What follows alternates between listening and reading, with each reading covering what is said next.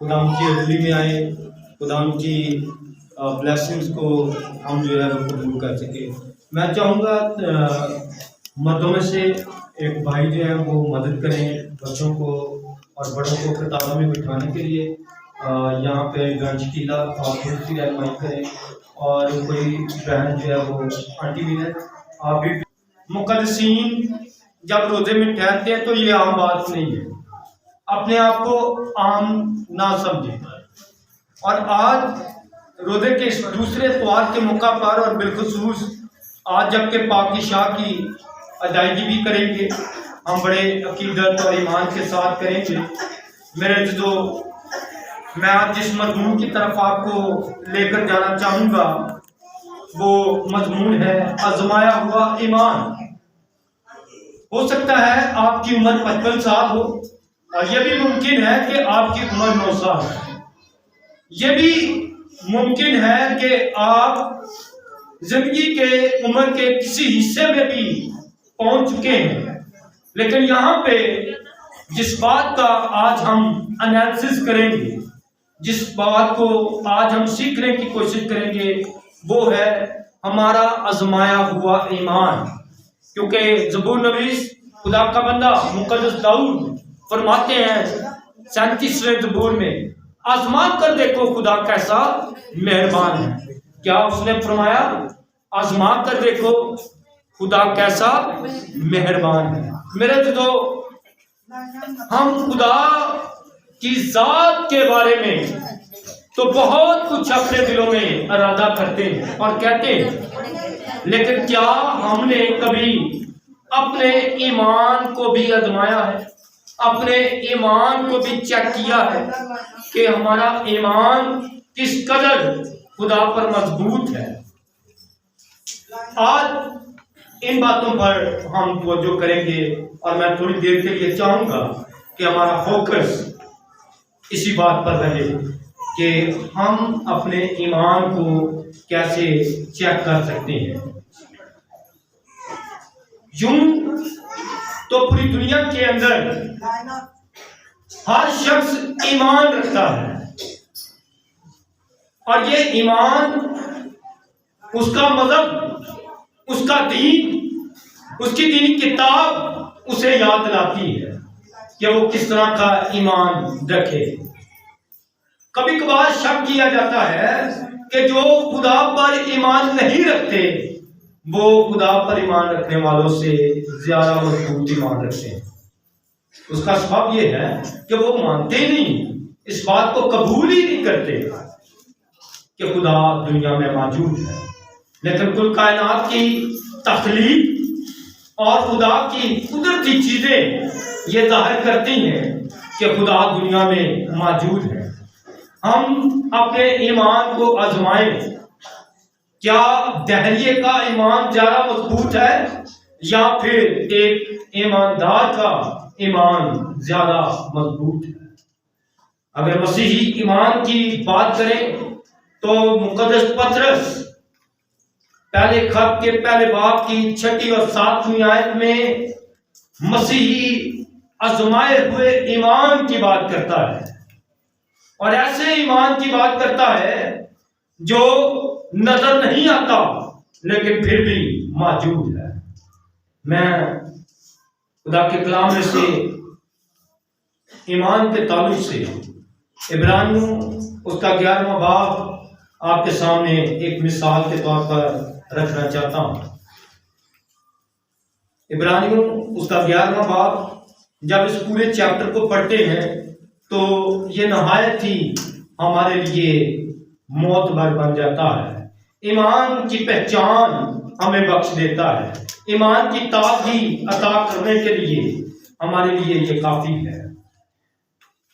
आजमाया हुआ ईमान, एक सूरमा की बात करूंगा, फिज़ात की किताब में उसका अच्छा खासा जिक्र है। और जब इब्रानियों के नाम पौलुस रसूल का खत पढ़ते हैं, उसके 11वें बाब की जब 30वीं आयत पढ़ते हैं तो यहाँ पर हमें उस सूरमा के बारे में इल्म पड़ता है। लेकिन जब आप क़ज़ात की किताब में जाएंगे तो क़ज़ात की किताब के अंदर उसूल में का हमें एक मजबूत और किरदार, एक ऐसा किरदार हमें नजर आता है। मैं चाहूंगा कि आप थोड़े वक्त के लिए किताब की किताब उसका 16वां बाब और उसकी 28वीं आयत को जरूर आप खोलें और इसको देखें। आजमाया हुआ ईमान, मजमून क्या हमारा? आजमाया हुआ ईमान। हम उम्र के किसी भी हिस्से में हो सकते हैं, लेकिन क्या हमने कभी अपने ईमान को आजमाया है? क्या हमने अपने ईमान को चेक किया है? ये खुदा का नजीर है, इसका नाम समसून है। काजियों का दौर है और खुदा ने इस काजी को, जिसे समसून कहते हैं, इसको फतह बख्शी है। ये खुदा का नजीर, खुदा का बंदा, चुना हुआ, और फिर ये अपनी कौम के लिए दर्द रखने वाला शख्स है। हमेशा खुदा से ईमान के साथ फतह और कामयाबी की बात करता है। बुरा वक्त इस पर आया। जब 16वां बाब पढ़ेंगे तो उसकी खुशहाली के किस्से जो हैं वो आप पिछले बाब में पढ़ सकते हैं, 15वें बाब में, 14वें बाब में, 13वें बाब में पढ़ सकते हैं। लेकिन जब आप 16वां बाब पढ़ेंगे तो यहाँ पर समसून के आखिरी वक्त है, आजमाए हुए ईमान की बात कर रहे हैं। उसने कई बार खुदा को आजमाया है और आजमा कर ये देखा कि खुदा उसके साथ है, खुदा उसकी हर तरह से रहनुमाई करता है।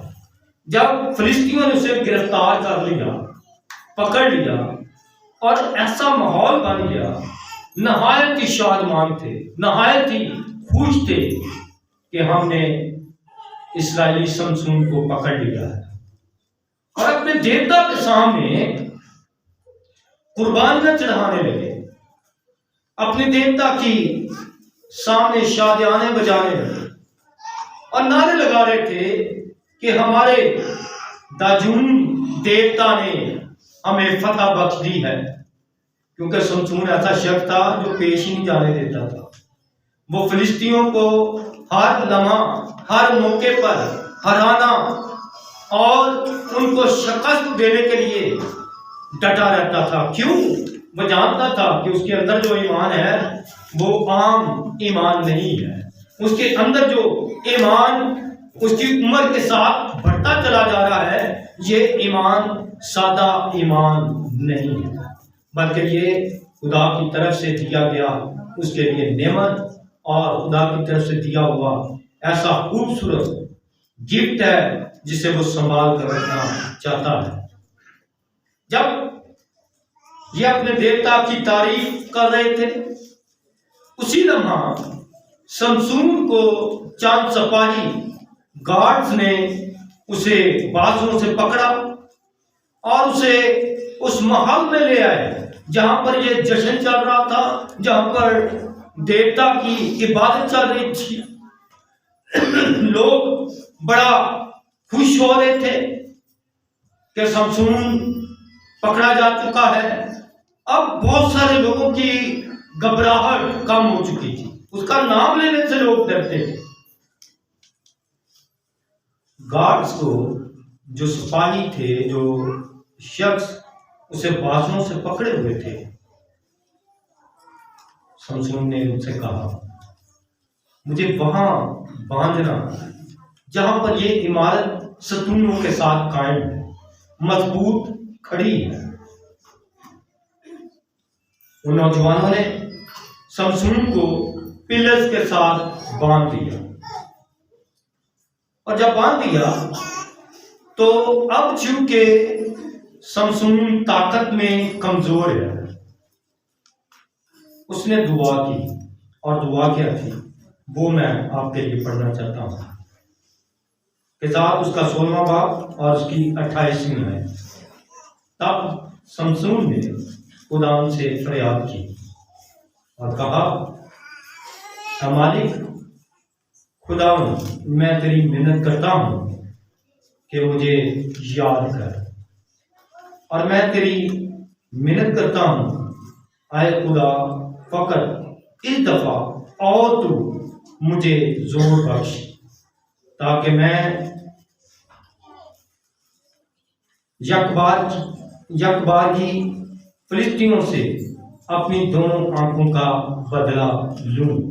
और शमशून ने दोनों दरमियानी शत्रुओं को, जिन पर घर कायम था, पकड़कर एक पर दाहिने हाथ से और दूसरे पर बाएं से जोर लगाया। और शमशून कहने लगा कि फिलिस्तीनियों के साथ मुझे भी मरना है। सो वो अपने सारे जोर से झुका और वो घर उन सरदारों और सब लोगों पर जो उसमें थे गिर पड़ा। बस वो मुर्दे जिनको उसने अपने मरते दम मारा, उनसे भी ज्यादा थे जिनको उसने जीते जी कत्ल किया। आमीन। शमशून की दुआ को आजमाए हुए ईमान के साथ जोड़िए। अगर आपका तजर्बा खुदा के साथ नहीं है, हो सकता है कि आपने भी शमशून की तरह कुछ गलतियां की। इन रोजों के अयाम में आपको मौका मिला है कि आप उन गलतियों का ज़ाला कर सके, आप समझ सके। शमशून की दुआ बड़ी पावरफुल है। अब वो अपना राज बता चुका था, खुदा उससे जुदा हो चुका था। अब वो था नज़ीर, लेकिन उसके अंदर वो ताकत और कुव्वत नहीं थी कि दुश्मनों का मुकाबला कर सके। कभी कभी हम भी खुदा के साथ बड़े अहद कर लेते हैं, खुदा मैं सारे रोजे रखूंगा, खुदा मैं रोजाना कलाम पढ़ूंगा, खुदा मैं तुझे बड़ा वक्त दूंगा, खुदा मैं तेरे घर में आया करूंगा, खुदा जहां इबादत होगी, कन्वेंशन होगी, वहां पे मैं हदिये भी दूंगा। लेकिन कभी कभार मुश्किल हालात में आकर फंस कर हम शमशून की तरह अपने दिल के राज खुदा को बताने के बजाय हम लोगों पर बयान करना शुरू कर देते हैं, और दुनिया के अंदर रहते हुए हम अपने रूहानी दुनिया के अंदर कमजोर होते चले जाते हैं। अगर आपकी भी शमशून की तरह ताकत कम पड़ गई है, शमशून की तरह आप भी समझते हैं कि दुश्मन अबलीस जैसी ताकतों ने जकड़ा हुआ है, तो शमशून की तरह दुआ कीजिए, जिसने गिरफ्तार होने से पहले कई बार आजमाया हुआ ईमान अपने अंदर रखा हुआ था। उसकी जिंदगी के अंदर खुदा बड़ी कुदरत के साथ काम कर रहा था। फिर उसने दुआ की, ऐ मालिक खुदावन, मैं तेरी मिन्नत करता हूँ, मुझे याद कर, और मैं तेरी मिन्नत करता हूँ, आए खुदा फकत इस दफा और भी तू मुझे जोर बख्श दे।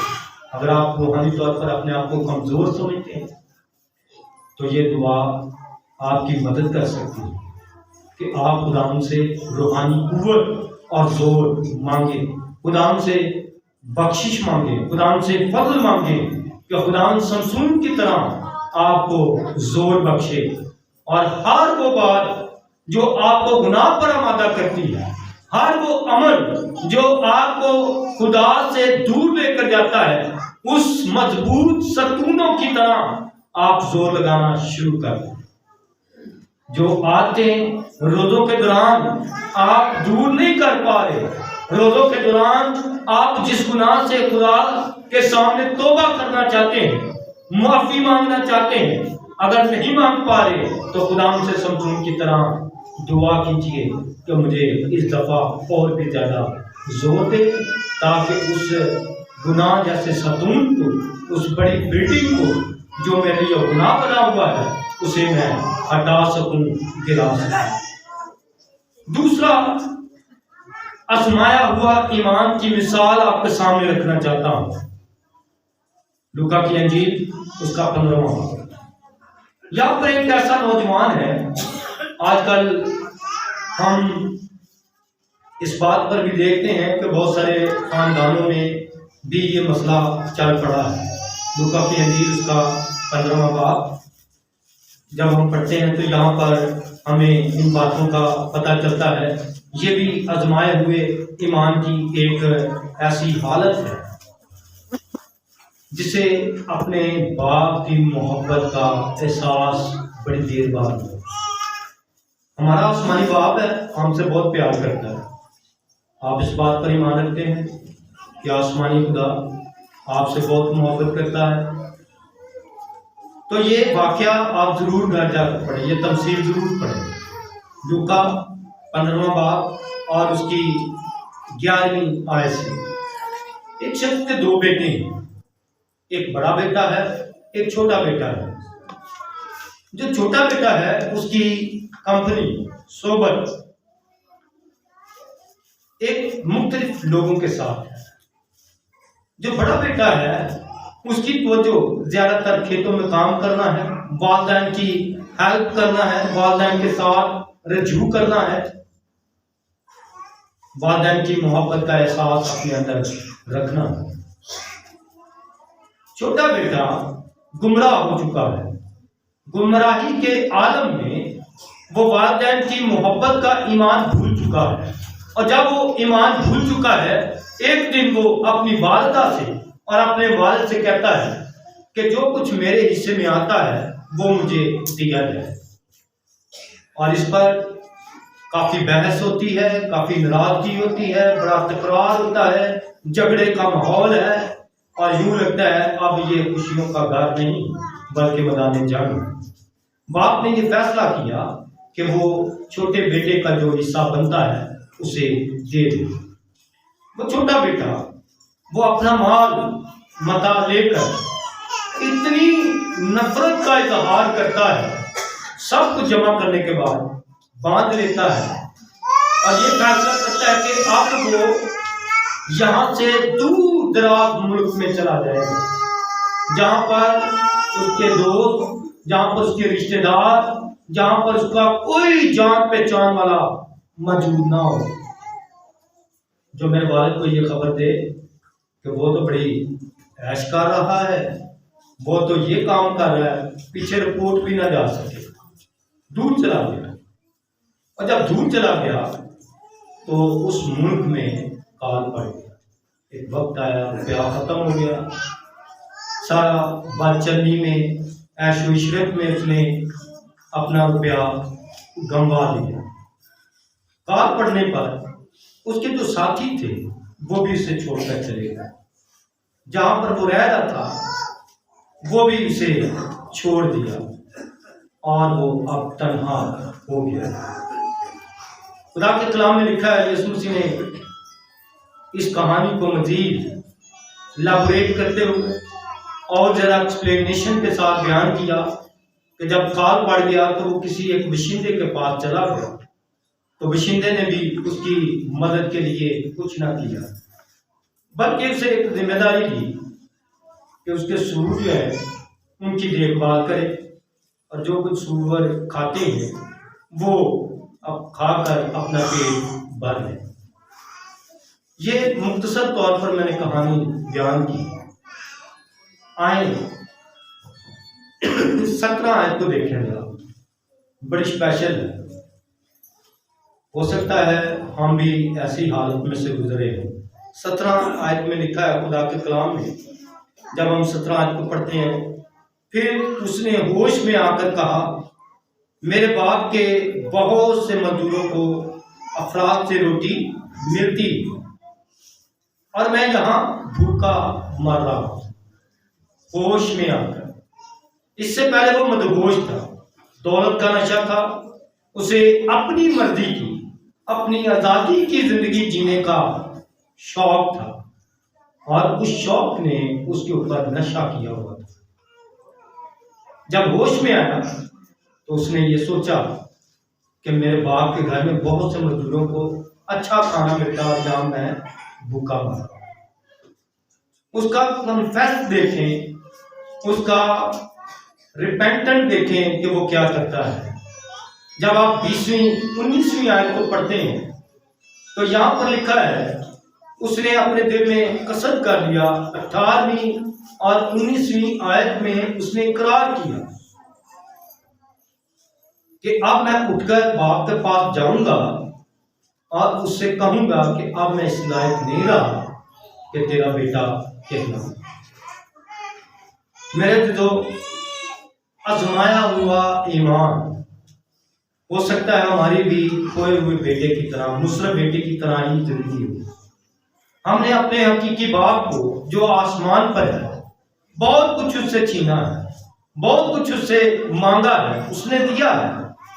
हमने कभी रुपयों का मुतालबा किया है कि कुरान हमारी जेब खाली है, वो बातें खुदा ने भरी है। आपको भूख लगी है, बाप आसमानी ने आपको खुराक दी है, यकीनन दी है। कभी आपने कपड़ों के लिए दुआ की, मुझे अच्छा लिबास चाहिए, खुदा बाप ने आपको दिया है। हमने बेशुमार अपनी उम्र के हिस्से में खुदा बाप से बहुत कुछ मांग लिया है, बहुत कुछ हासिल कर लिया है, लेकिन हम बाप का शुक्र अदा करने वाले नहीं बने। हम इस मुसरत बेटे की तरह की जिंदगी गुजारना चाहते हैं, अपनी मर्जी की, बाप से सब कुछ लेना चाहते हैं, छीनना चाहते हैं, और कभी कभार हम छीन भी लेते हैं। बाप का प्यार इससे कम नहीं हुआ, इसने सब कुछ छीन लिया। हम हर रोज खुदा से बहुत कुछ मांगते हैं, हमें मिलता भी है। तो क्या हमने अपने बाप से हकीकी तौर पर मोहब्बत का इजहार किया है जो वो चाहता है? क्या वो आजमाया हुआ ईमान हमारे अंदर मौजूद है? क्या वो आजमाया हुआ ईमान मसीह यीशु के वसीला से जिस तरह हमारी उम्र बढ़ती है हमारा ईमान भी बढ़ रहा है या नहीं बढ़ता? हमने दुनिया के अंदर रहते हुए अपने होश को खो दिया हुआ है। हम अपने होश में शायद रूहानी तौर पर नहीं है। रोजों के अयाम में ये रोजे हमें याद दिला रहे हैं कि हमें होश में आना है और ये फैसला करना है, अब मैं उठकर अपने बाप के पास जाऊंगा। अगर आपको लगता है कि मेरे लिए उठना मुश्किल है, कौन सी ऐसी मुमकिन बातें हो सकती हैं दुनिया के अंदर जो आपको खुदा बाप के पास उठकर जाने में रोकती है? होकर ये नहीं है कि हम कैसे खुदा के पास जा सकते हैं। इन बातों की तरफ भी हमारी तवज्जो होनी चाहिए कि कौन कौन सी चीजें हमें रोकती हैं, कौन कौन सी प्रॉब्लम्स हमें खुदा के पास जाने से रोक रही हैं। पहली बात, रुपया पैसा। आज के दौर में हर इंसान ये चाहता है उसके पास ज्यादा रुपया पैसा हो। और खुदा का कलाम तमुथियुस को पालूस खात लिखते हुए कहता है, ज़ार की दोस्ती जो है ये खुदा से दूरी बना देती है। दौलत का ज्यादा आ जाना भी कभी कभार हमें खुदा से दूर कर देता है। दौलत कमाना बुरी बात नहीं है, लेकिन यही दौलत तब गुनाह बन जाती है, बुरी बात बन जाती है, जब आप दौलत से ज्यादा प्यार करते हैं और खुदा से कम। कई मेरे भाई जो हैं, बहनें जो हैं, वो इतवार वाले दिन जो इबादत का दिन है उसे छोड़कर अपनी मजदूरी की तरफ ज्यादा तवज्जो करते हैं। तो ये अच्छा नहीं है। हम ये ऐसी बातें नहीं जो हमें खुदा के नजदीक आने से रोक सकती हैं। हमारी मजदूरी, हमारा काम करना, ये हमें खुदा की तरफ जाने से रोक सकता है। दूसरी बात जो आपको उठने में रोके हुए है, खोए हुए बेटे ने, मुसरत बेटे ने क्या कहा? अब मैं उठकर अपने बाप के पास जाऊंगा। वो कौन सी ऐसी बातें हैं जो रोकती हैं? दूसरी बात, पहली बात मैंने क्या बताई?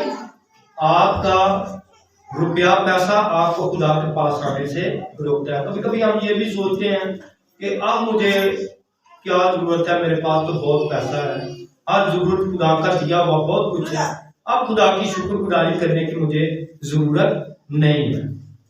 तो ये गलत सोच है हमारी।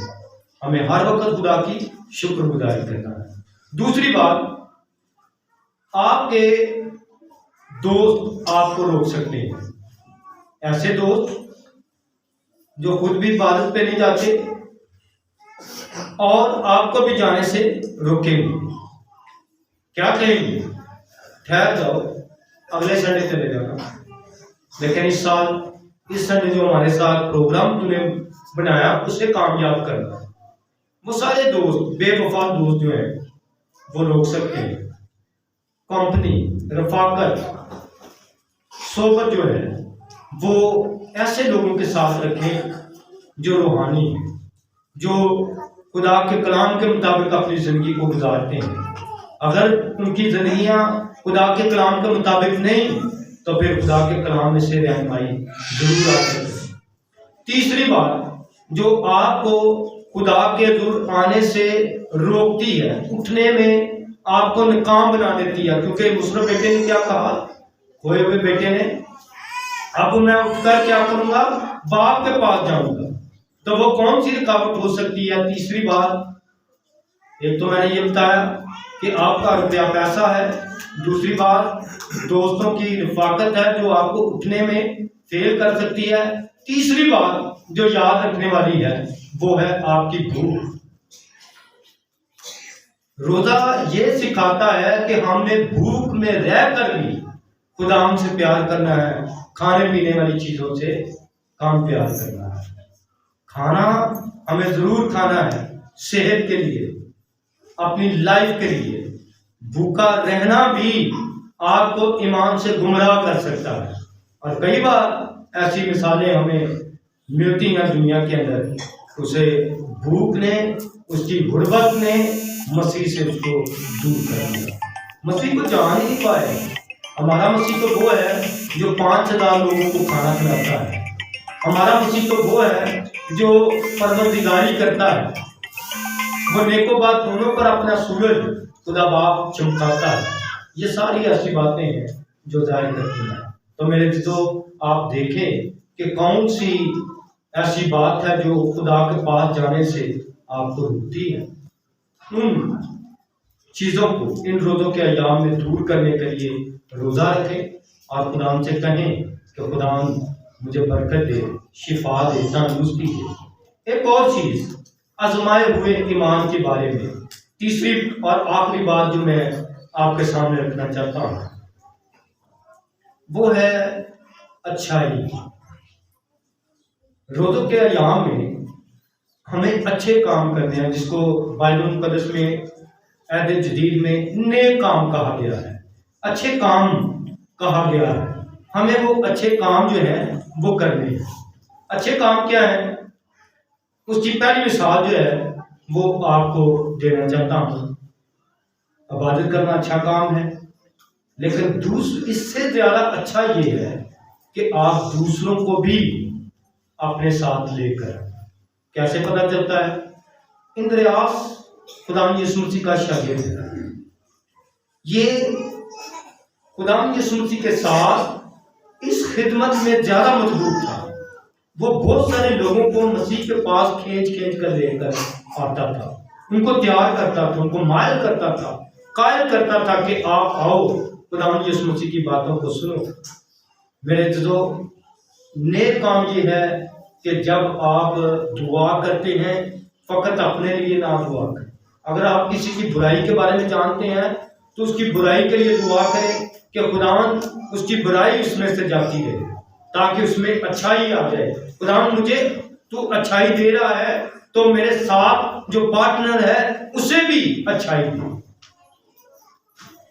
बुराई क्या है और अच्छाई का हम एनालिसिस कैसे कर सकते हैं?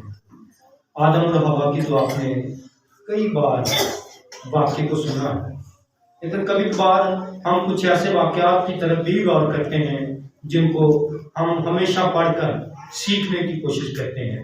मेरे जो जब आदम और हवा ने गुनाह कर लिया, जब वो खुदा से दूर हो गए, जब उन्होंने खुदा से ये कहा कि खुदा हम नंगे हैं, तो फिर मेरे जो ये अच्छाई है या बुराई है? अच्छाई क्या थी कि वो खुदा की ताबियादारी में रहते, खुदा की फरमाबरदारी में रहते। जैसे खुदा ने उनसे कहा था कि बाग का हर फल खाना और इस मना किए हुए फल को ना खाना।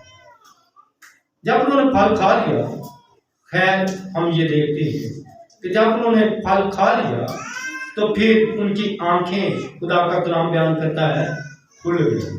उनकी आंखें क्या हुई? खुल गई, बदी की वजह से।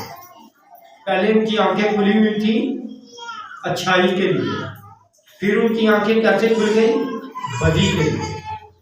जब बदी उनकी जिंदगी में आ गई, गुनाह उनकी जिंदगी में आ गया, तो फिर लिखा है तब दोनों की आंखें खुल गई और उनको मालूम हुआ कि वो नंगे हैं, और उन्होंने अंजीर के पत्तों को सीकर अपने लिए लुंगियां बनाई। कवर कर लिया अपने आप को। बुराई फैलानी नहीं है। इंसान ने तभी से सीख लिया कि बदी को हमने कैसे कवर करना है। उनको खुदा ने अकल और दानाई दे दी कि उन्होंने अपनी बुराई को छुपाना कैसे। पत्तों को सिया और क्या किया? लुंगियां बना ली और सीकर उनको पहन ली। आगे चलकर हम देखते हैं पैदाइश का 3 बाब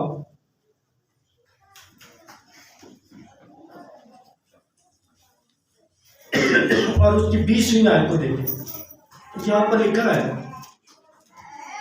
और आदम ने अपनी बीवी का नाम हवा रखा, इसलिए कि वो सब जिंदों की मां है। और खुदा ने आदम और उसकी बीवी के वास्ते चमड़े के कुर्ते बनाकर उनको पहना। इससे पहले हम देखें कि आदम ने पत्तों की लुंगियां सीकर अपने गिर्द कवर कर लिया बदी को, लेकिन खुदा ने चमड़े के कुर्ते जो हैं वो पहनाकर उनको कवर किया। तो इससे ये पता चला कि हमने बुराई को फैलाना नहीं है, बल्कि क्या करना है? कवर करना है, ढांपना है। अच्छाई, आजमाया हुआ ईमान ये है कि अगर हम बुराई को फैला रहे हैं तो फिर हमारा आजमाया हुआ ईमान जो है वो इस काबिल नहीं है। आजमाया हुआ ईमान ये है कि हम अच्छाई फैलाएं, हम दूसरों को अच्छाई की बातें सिखाएं, दर्श दें। आजमाया हुआ ईमान ये ईमान है।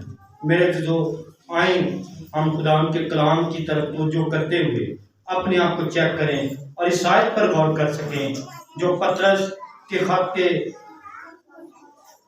पहले बाब की 7वीं आयत में लिखा है, और ये इसलिए है कि तुम्हारा आजमाया हुआ ईमान जो आग से आजमाए हुए पानी सोने से भी बहुत ही बेशकीमत है, यीशु मसीह के ज़हूर के वक्त तारीफ और जलाल और इज्जत का बायस है। मेरे जो ये आजमाया हुआ ईमान हमें खुदा की बरकत देता है। आए अपने सरों को झुकाएं और खुदा की हज़ूरी में अपने ईमान को चेक करें कि मेरा ईमान आजमाया हुआ ईमान है, ये अच्छाई पैदा करता है, या फिर मेरा ईमान उस कदर मजबूत नहीं हुआ अगर आपकी जिंदगी से बुराई जाहिर होती है। हम खुदा की शुक्रगुजारी करें क्योंकि खुदा अपनी पाक कुदरत के वसीला से हम पर मेहरबान है। वो अपने जलाल और अपनी कुदरत से हमें बरकत देता है। लिखा है इसके सवाब से तुम खुशी मनाते हो। वो सवाब जो उसकी हमें खुदा ने खुशी बख्शी है उसके लिए भी हम खुदा का शुक्र अदा करें। अगरचे आप चंद रोज के लिए ज़रूरत की वजह से तरह तरह की आजमाइशों के सबब से गमज़दा हो, मेरे जो इन रोज़ों के अयाम में अपने आप को देखें कि मैं किस किस ज़रूरत की वजह से आजमाइश में हूँ। अगर आप आजमाइश में गिरफ्तार हैं तो खुदा आपकी मदद करेंगे कि आप खुदा से जोर पाएँ, खुदा से ताकत पाएँ और खुदा की बरकत और खुदा की वो रूहानी रूह उसकी मामूली से मामूल होकर अबलीस का मुकाबला कर सकें। जमात में से कोई भी आज के कलाम के लिए खुदा के दुआ में रहनुमाई करे।